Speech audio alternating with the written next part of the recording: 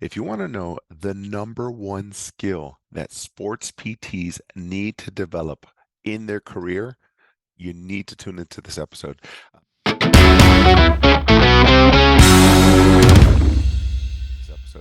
Before I go on to the podcast, what is new in life? What is better? For those of you who've been following, my son Zach he's become a little bit of a side hustle entrepreneur. He's been trying to figure out how he can make a couple more dollars wherever he can. And I explained to my team recently that he's very focused on how he can generate more and more money at the moment, and he's actually doing nothing with it. I asked him, what do you want to do with your money?" And he surprised me. He said, "I want to invest it." This is a 6-year-old learning. I don't know where he gets it, but he's learning somewhere, and he's just creating an identity for himself.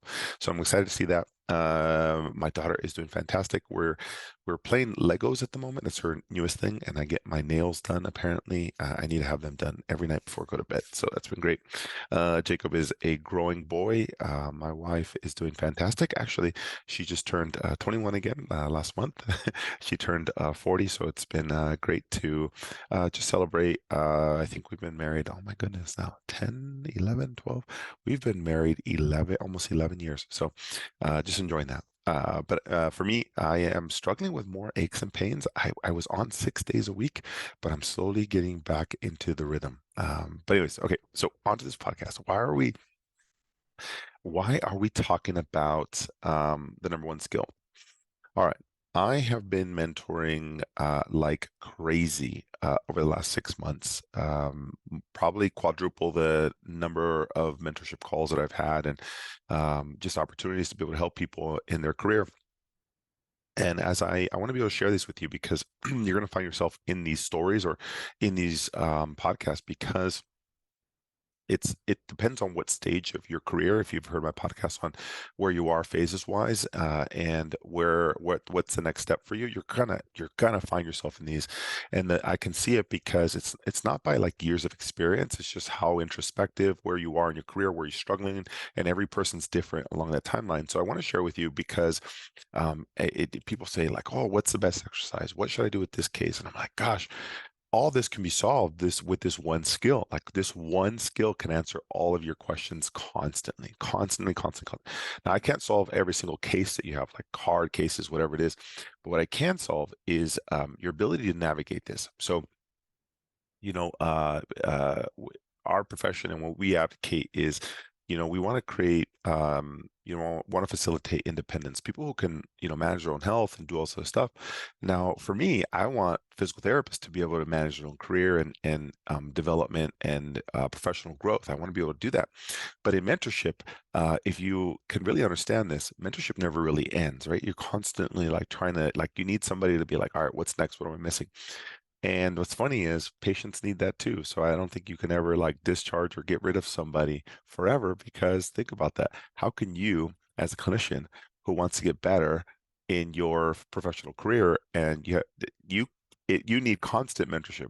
And if a patient who is trying to get better at their fitness and health, it's really hard for them to not have mentorship. And that's what really you are, is a coach, is a health coach, is a musculoskeletal support system. And the more people I help, the more I can understand. um, I want you to be able to master this one skill throughout your career. One skill, absolute one thing. Like, bookmark this podcast so you could always go back to this, because it's the thing that is a game changer for people in their career. And what I'm seeing right now, whether you're a new grad or been working for 20 years, it doesn't matter. You're struggling with this or you're trying to hone this skill. And I can promise you, it's where you need to put all your energy long term. You can take, weekend CEU courses here and there, but you got to master this skill, and no class teaches it, and no mentorship program identifies with it, and no PT school offers it. All right. So what is this thing, right? So what's this thing that we're talking about? So I'm going to break this one thing into three different compartments, or three different topics. But the number one skill that sports PTs need to develop. All right. You ready? Drum roll. And it's going to surprise you. It's people management. Oh, come on, Chris. I'm a sports PT. I've been working for years. I've worked with pro athletes. I've worked in my community. I have my SCS, I have my CSCS, I have my OCS. I've been doing this all the time, and I'm really good at my craft. I didn't talk about your craft. I talked about people management, which is a whole skill in itself that PT school doesn't even talk about. No CEU offers that, and no residency or mentorship program even dare comes close to that because it's like, oh, you're supposed to figure this out on your own. Guess what? It's a skill in itself. So if you're not even trying, you don't even know this is a problem, man, you're at square one. It is a problem. And people management. And there's three different topics I'm going to give you. People management is so critical. As you guys know, I have my Chris Garcia Academy mentorship programs and all my courses and everything else. You're always managing people constantly, right? It's a sports PT I'm mentoring. It's always people management. I'm an employer. I have sports performance. I think we have 15, 16, 17 employees at the moment. So you're always constantly managing people. Now, people management is a term, but here's where I would take it one step higher. It's people development. You can be like, wait, why? Like what? But why are we developing people? All right. So let me break this down for you. And it's very, very important because all sports PTs will struggle with this, and you currently do. And here's why. All right. Number one, uh, it all starts with managing expectations first. Expectations are key, right? So before I get anybody on my table and I place my hands on them, I'm about to go to town and fix them. I need to set that expectation. Like most sports PTs, they jump at the problem, right? They're like, oh my gosh, I can totally fix that knee. It's the medial, blah, blah, blah, and it's a valgus, this and that, and a lateral hip drop, and blah, blah, blah. Hold on, hold on. Before we get to that, you went straight to the dessert. Think about this. All treatment is like dessert. Hold on, hold on, hold on. Let me set the course, the menu first before we get to the good stuff. So I have to set your expectations first. Hold on. Let me tell you what this journey looks like. I know your physician came in and I got a script for 12 visits over 4 weeks. And I'm going to work on you for 12. Hold on. But here's the thing. Now you have 12 visits over 4 weeks. To get this knee pain 100% right, I have to tell you, this is a really hard timeline. Or ACL return to sport at 6. You're like, oof. I don't know who told you that, but let's start there before we go on to the course of treatment. You kind of have to outline that first, set the expectation. Once you can do that, everything is so much easier. But this is the problem that sports PTs have from the beginning, right? Whether you're cash pay, whether you're in elite sports, whether you're in college setting, whether you're in insurance-based ortho, it doesn't even matter. I don't care if you're in ortho and you get a script that comes to you and you're like, I get 8 sessions over 2 months and I'm supposed to fix your shoulder pain, which has been going on for 3 years. Okay, hold on. Now, I might be able to work some magic on the first 2 sessions, get you pain free. But what I need to know is once I get you pain free, I need to know that you're not going to leave me because you have 6 more weeks to be able to get you strong and get you, mobilized and all sort of stuff. So that way it doesn't come back. So don't, even if you get really good results, just know there's a lot of layers that we have to actually go through. And even after the 8 visits, I'm probably going to need a little bit more to get you actually strong and work on your form and all those other things. So if you can set that expectation, gosh, you're going to master so much more. Your outcomes are going to get better. And I'll list a couple wins that you're going to get off of structuring PT sessions like this moving forward. So the number one thing you have to do, set the expectation. Okay, this is people management / people development. Okay, set the expectations. And honestly, my wife will probably listen to this at some point. This is how her and I work on parenting, our own internal relationship, on everything. It's how I work on sports performance with my team members and employees. It's how I work on my mentorship programs. So if somebody says, "Hey, Chris, I want to be an expert. I want to get my SCS in 2 years," I'm like, listen, there's a lot of work that let's backtrack this and see if this is even possible. And once you expect that expectation, it's a little easier for people to digest and they can get hit hard early versus like, wow, why didn't I get my outcomes? Right? That's why people get pissed at sports PTs because they're like, well, I didn't get my outcomes. Well, you're like, well, you only had 6 visits. Well, why didn't you say that from the beginning? So that we could avoid this conversation and then my frustration because my expectations were you were going to deliver on the promise that my physician said. I'm so sorry. I should have had that earlier. Yeah, but Why don't you have the audacity to give that talk from the beginning? You know why? Because sports PTs don't, we're like people pleasers.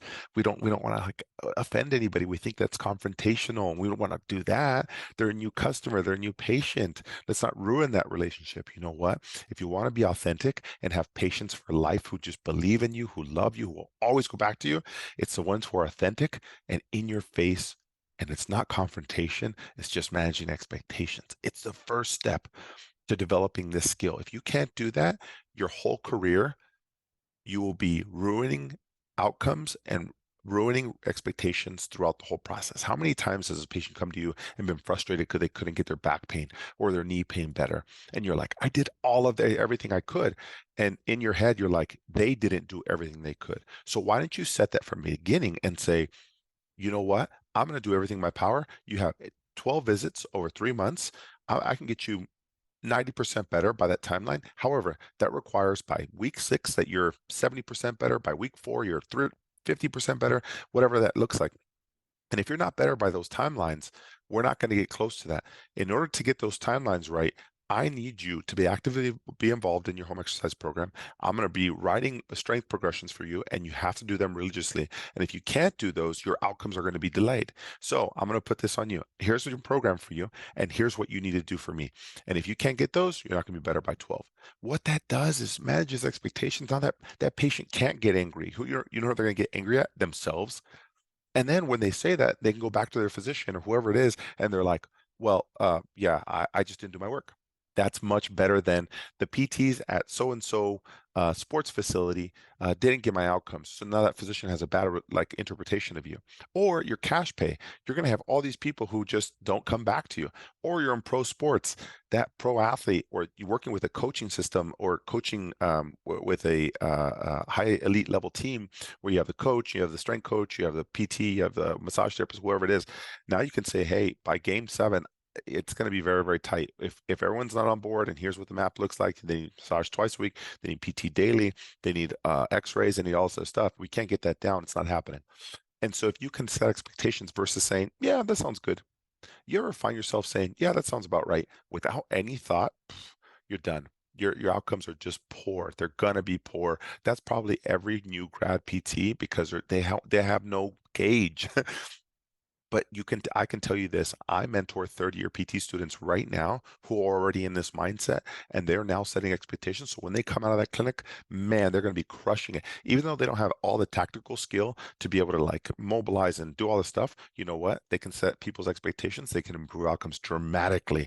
Think about that. A new grad just superseding established clinicians because they can set expectations and been like, listen, I'm going to work on your knee. I'm going to do all these other things, but there's no way I can get you pain free in 4 weeks because your training regimen, it requires so much. You're going to be deconditioned, not even being in the pool or ultra G. Can I get you to that marathon in 4 weeks? It's going to be tough. I can get you to that marathon and you'll participate at 50% pace. That's a really good way to approach things versus over promising and under delivering. And if you're an over promise and under deliver, that's on you. But that's not the way you want to live your life. It's you want to get fulfilled with your job. You want to be able to produce outcomes. You want to be honest, genuine, authentic, and it all starts with the expectations on the front end. All right, that's number one. Now, you set that expectation. Next step, you just have to constantly reevaluate the progress. Constantly reevaluate the progress. Constantly reevaluate the progress. And ready for this? Every session.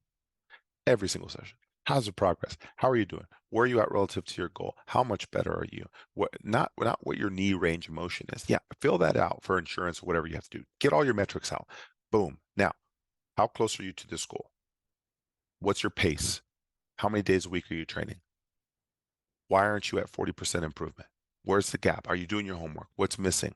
And that's dependent on you. And then you have to self-adjust. Okay, well, maybe my strength program is not pushing them hard enough. So I need to increase my weight or my load, depending on where they are in their season. So you can make critical time-based judgments based on where their progress is. And if you can understand that, you now are helping them down a path and you can actually get them to the point that they need to versus, ready for this? This is the most ortho sport approaches. Ready? Yeah, the doc said you have 10 visits and blah, blah, blah in 8 weeks. What's your knee range of motion? Oof, your VMO is not turning on. Your glutes are weak. Your abs are tight. You need better shoes, orthotics, blah, blah, blah, balance, whatever. None of that answered is this even possible. All you did was tell them they have bad impairments. But what's the forecast? How long is it going to take? When do you know that they're going to be at 90%? Will they be 100% by week 10? You fail to address the most important thing on why people come to see you. They don't come to see you for impairments. They come to see you for solutions to their problems, and they want to know how long will this take? And it's the question that nobody wants to answer. And most PTs will make this long-winded answer to ultimately say, let's just like take a week by week, or let's just see how it goes. No, answer the question by reevaluating every single session. If I forecast 10 weeks, they're going to be 90%. Session one, how much better are you? And did you do your work? Did you do your program? Where are you at? Then you can dive into the impairments so you can satisfy the documentation. Next, section two, where are you at with your progress? How much did you do your strength program? Where do you need my help? How much better are you? Wow, you're actually doing better. And every time, just constantly pushing. So you set the expectation at the beginning. They now know their journey. They're like, it's possible. Every single session. That's why they're coming to you because they want to know, how am I doing and where am I going? So anytime a sports PT comes to me for mentorship, they're like, Chris, how am I doing my career path? I can't just say like, well, good, you got another certification. Let's just see how you keep going. No, what's the roadmap that you want to do? Do you want to do more community outreach? Do you want to be seeing more ACLs? Well, how many ACLs do you have in your schedule? Zero this week. Great, that's not happening. What do you need to do to get more ACLs on your schedule? I need to talk to the physician. I need to talk to these groups and high school, club soccer teams. Great. How many did you reach out to this week? None. Well, where do you need my help? You know what you need to do? Yeah. So that way you have week to week progress, month to month progress versus saying, well, I hoped, and you look back at the year and you're like, well, I didn't get anything done. That's how most people live their lives today. And if you can understand that your job is to help them understand that you're here to help, but you are failing them the same way you're doing it to yourself, and that you're not doing weekly check-ins, monthly check-ins. Where's the progress? Helping you push. And that's always people management and people development. Set the expectation first, reevaluate constantly, every single week, every single month. Where are you? And you know why you fail, and most people fail to do this? Because it's not sexy. There's no immediate gratification. Well, there is when you can start to roll this into every single patient evaluation or patient case that you have. And I literally do it with everything, everybody, just so I can understand where's the progress, where are we at, where are we going, what do we need to adjust. And everybody's very appreciative because they love the authenticity. All my patients get this. Every single person gets this. Why? Because it allows them to understand where they are, and then they can self-select if they want to push harder or not. And that breeds independence. It breeds people who love an opportunity to help themselves. And that is what our profession is doing. We will not even get close to this if you keep focusing on exercises and impairments.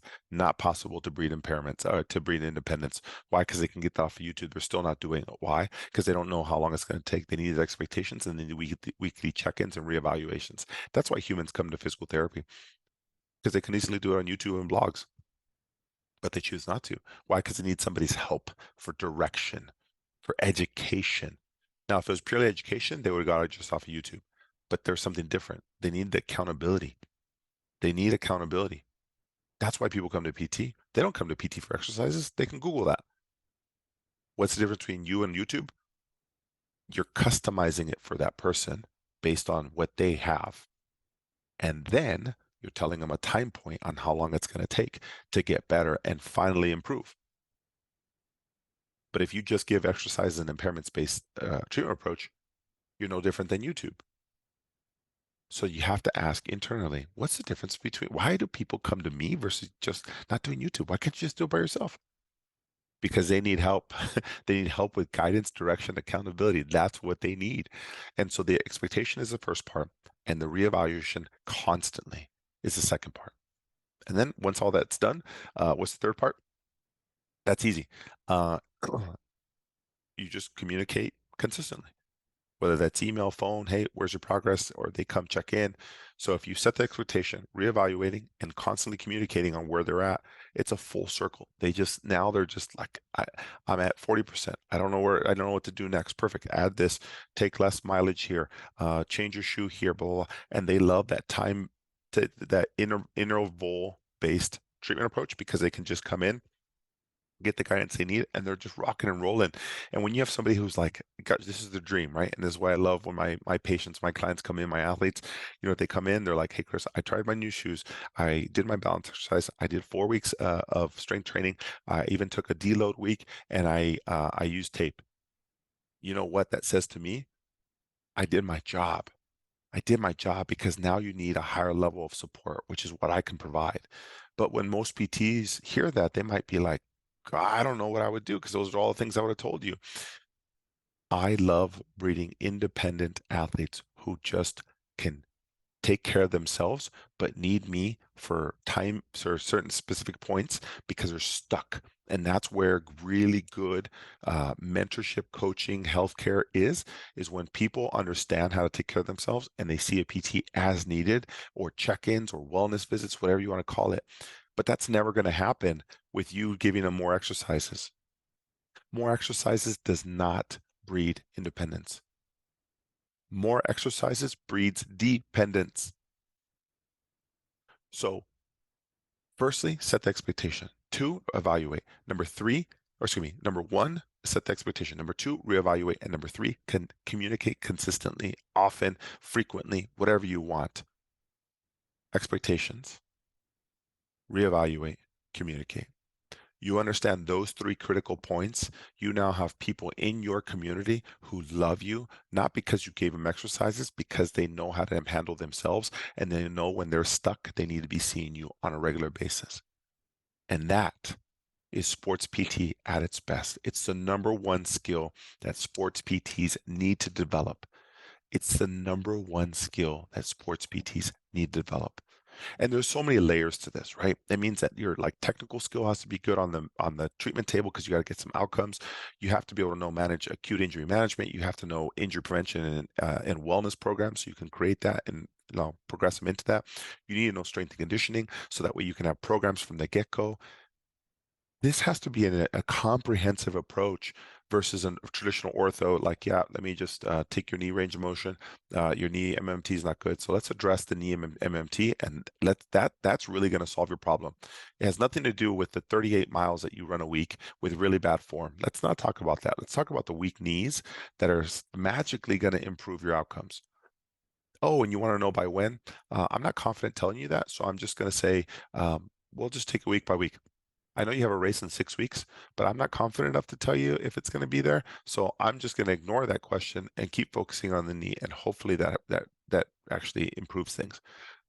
That's called hopium, right? You're just like, there's all these variables that you're not even addressing. And is it because you don't have the skill?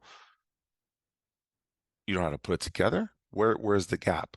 And so honestly, if you can understand that, you can start addressing like, where is my problem? Am I having trouble on the acute injury management side, on the injury prevention side, on the wellness side, the strength conditioning side, or is it ortho and manual skills? But us PTs, we focus on the manual skill and exercise. But there's a whole layer outside of that that creates the framework so people have outcomes that they want. As you can tell, I'm very passionate about this. And honestly, most people are stuck is designing the program from the beginning so they can have the confidence, right? That's the whole problem. If you can't set that from the beginning, they're like you're going normal HEP 57 exercises and hope that it's like the garbage can approach. You're just throwing everything in. So if it's strength and conditioning, I think that's probably the biggest problem for most people. If I say developing this skill is not easy by any means, right? And this is what I'm mentoring people on right now. This is a skill that I'm giving everybody. I actually have a mentorship call with my academy group this week, and we'll be covering pieces of this. But it's number one skill, honestly. If you can hone in on this, you'll be in a good place. So if you're looking for help on this aspect, I highly recommend you take my strength and conditioning summit. This helps kind of create the expectations and standards from the beginning. It gives you an opportunity to feel comfortable about a program versus exercises. And it gives you an opportunity to create an outline from the very beginning so you can set the expectation. But if you can't program and create strength and conditioning programs for people, it's very hard to develop something that gives them a forecast. And if you don't know what the forecast is, they don't. And if they don't, they're not coming back. So if you want people to come back on your schedule and you want to be known as that person, you want physicians to refer to you, you want more cash paid people, you want more pro athletes, you want more elite people, you want the best athletes in a college setting that comes to you, this is where it all starts. And I can tell you because I've been in all those domains and I'm on the teaching aspect right now, and mentoring. This is the game changer. This is how people take that next step in their career. And if that's for you, you want to take that next step in your career, join me at my Strength and Conditioning Summit. If you're listening to this in 2023, I'm hosting it June 10th and 11th. It's all virtual. I am offering an in-person, but I think the response has been incredible. I think we have like 5 or 6 different states in this virtual summit. So I'm excited to see you guys there. drchrisgarcia.com/summit. I'd love to have you guys in there. If you're live in person in San Diego, come join me. I'm only going to have, I think, 5, 6 people in that group, but the rest are going to be virtual. So I'm excited to see you there. But nonetheless, save this podcast. This is good. This keep you in the right mindset as you continue to grow in your professional development. Okay. All right, everyone. I will see you on the next episode. All right. Take care.